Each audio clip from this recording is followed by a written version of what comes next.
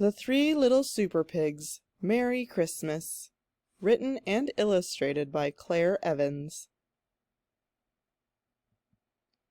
The Three Little Superpigs, Merry Christmas.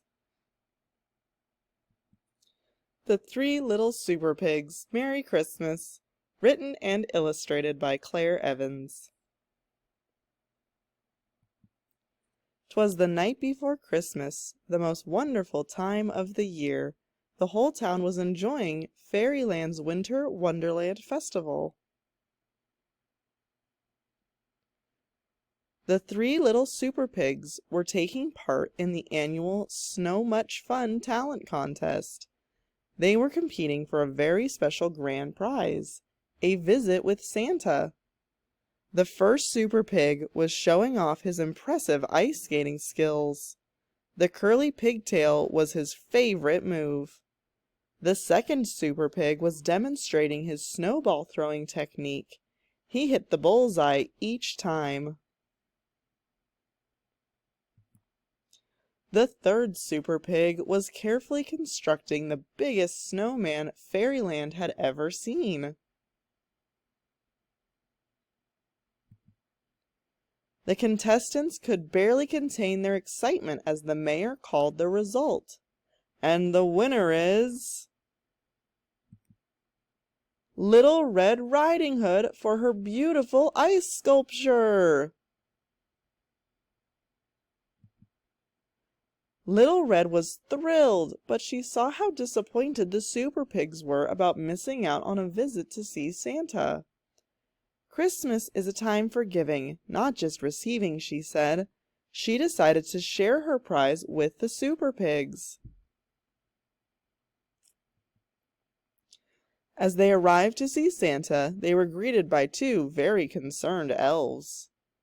"We went out to grab Santa a snack. When we returned, Santa and the reindeer were missing," the elves cried. "He left behind his nice list, and he can't deliver presents without it. Christmas is ruined." "Don't worry, elves. We'll find Santa and save Christmas," the Superpigs declared. They searched all over Fairyland, but Santa was nowhere to be found. Suddenly, they spotted some sleigh tracks in the snow. These must be from Santa. Saying goodbye to Little Red, they quickly followed the trail down the hill. "There he is!" The Superpigs spotted Santa and his reindeer. They were getting closer. But when they caught up with him, they noticed something wasn't quite right. "Santa, what big eyes you have!" gasped the first little Superpig. "All the better to see where I'm flying my sleigh." "Santa, what big ears you have!" cried the second little Superpig. "All the better to hear those jingle bells." "Santa, what big teeth you have!" shrieked the third little Superpig. "All the better to eat my Christmas dinner of Superpigs!" shouted Santa Claus. "It was the big bad wolf in disguise, and you're just in time to be my festive snack." "Oh, no, we're not!" shouted the Superpigs as they hopped on their sled and sped off with the hungry wolf in pursuit. The quick-thinking Superpigs led the wolf onto the frozen lake. The first Superpig dazzled the wolf with his curly pigtail ice skating move, then whack! The second Superpig targeted the nasty beast with giant snowballs, sending him skidding across the ice. "Freeze!" yelled the third Superpig. Splat! Which landed on the big bad wolf, trapping him inside.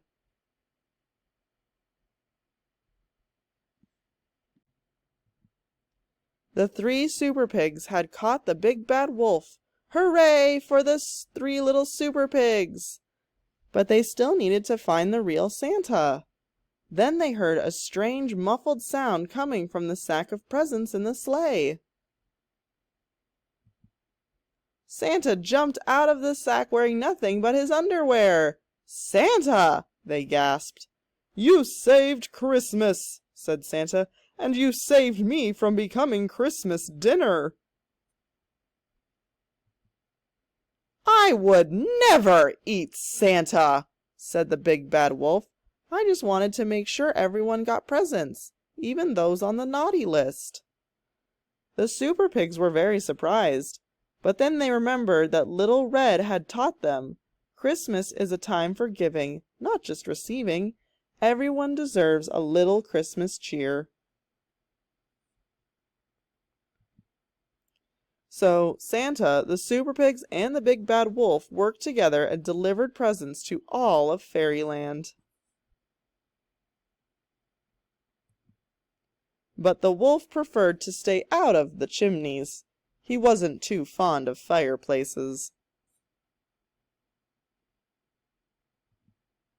Santa even gave a gift to the Big Bad Wolf, and as he flew over Fairyland and out of sight, Santa called down, "Merry Pigmas to all, and to all a good night." The end.